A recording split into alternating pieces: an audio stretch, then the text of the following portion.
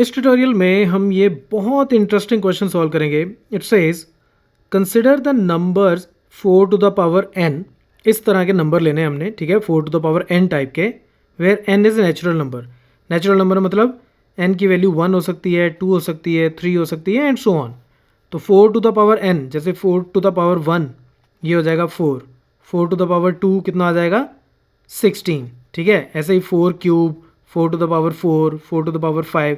तो कहता है इस तरह के हमने नंबर्स लेने हैं और हमें ये पता करना है, check whether there is any value of n for which 4 to the power n ends with the digit 0।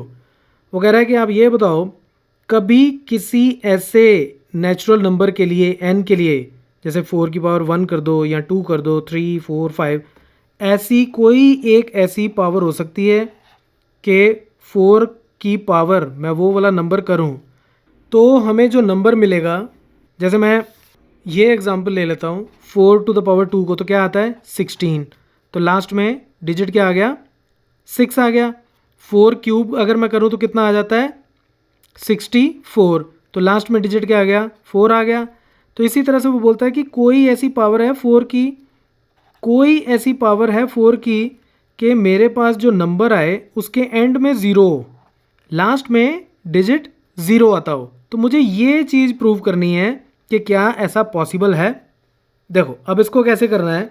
सबसे पहले आप ये देखो कि numbers with digit 0 in the end are of the type से 10, 20, 30, 40 एंड सो ऑन। यही type होगी उनकी, ठीक है। इस तरह के नंबर होंगे 10, 20, 30, 40, 50, कोई भी शुरू में कितने भी डिजिट्स लगा लो, लास्ट में एक 0 लगानी है, यही होगा। ओके, अब ऐसे नंबर्स जो हैं these are always even numbers, ये भी हमें पता है, ठीक है। जिसके एंड में 0 हो वो सारे इवन नंबर होते हैं। और हमें ये भी पता है कि ये सारे के सारे नंबर 5 से भी हमेशा डिवाइड होंगे, राइट, क्योंकि ये जितने भी नंबर्स हैं ये हमेशा 10 का मल्टीपल होते हैं और 10 जो है वो 5 से डिवाइड होता है, तो ये सारे नंबर 5 से डिवाइड होंगे ही होंगे। ये मैं इस एग्जांपल से थोड़ा और अच्छे से समझा देता हूँ। जैसे मान लो मेरे पास एक नंबर है 370। अब 370 को मैं लिख सकता हूँ 37 इंटू 10, राइट। 37 इंटू 10 का मतलब क्या हो गया 37 इंटू 2 इंटू 5, यानी कि ये जो नंबर था जो 0 से एंड हो रहा था, मैं हमेशा उस नंबर को इस तरह से लिख सकता हूँ कि सम नंबर मल्टीप्लाइड बाय 10, राइट। और 10 का मतलब क्या है 2 इंटू 5, तो यानी कि 2 और 5 हर उस नंबर के जिसके एंड में 0 होगी उसके 2 प्राइम फैक्टर्स होंगे ही होंगे, राइट।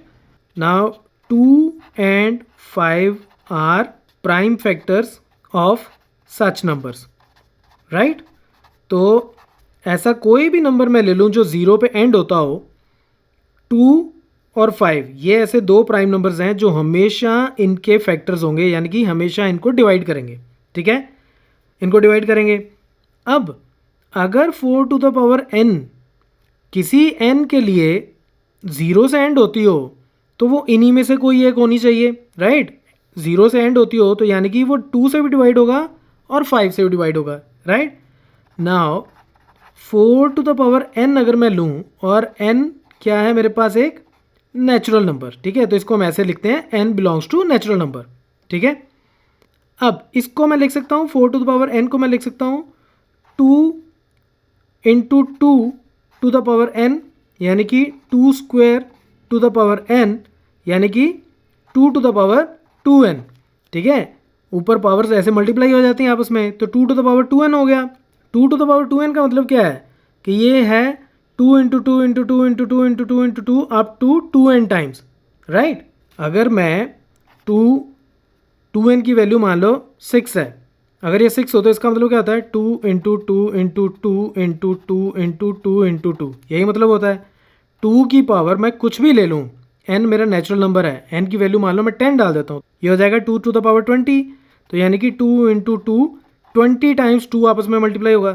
तो मेरे कहने का मतलब ये है कि ये जो मेरी वैल्यू आई 2 टू द पावर 2n, इसमें सिर्फ एक ही प्राइम नंबर हो सकता है, वो हो सकता है 2, right? Now this implies 2 is the only prime factor of 4 to the power n। 2 सिर्फ और सिर्फ एक ऐसा प्राइम नंबर है जो इसका प्राइम फैक्टराइजेशन में आता है, सिर्फ एक ही प्राइम फैक्टर है इसका 2। लेकिन हमें क्या चाहिए था कि 2 और 5 दोनों अगर इसके प्राइम फैक्टर होंगे तो ही नंबर के एंड में 0 आ सकता है। तो मैं यहाँ पे ये लिख सकता हूँ, but 5 is not its prime factor. तो हम यहाँ पे अब इसको कंक्लूड कर सकते हैं, hence there exist no natural number n for which 4 to the power n ends with digit 0. So that's it from this tutorial. Keep watching Mathemafia.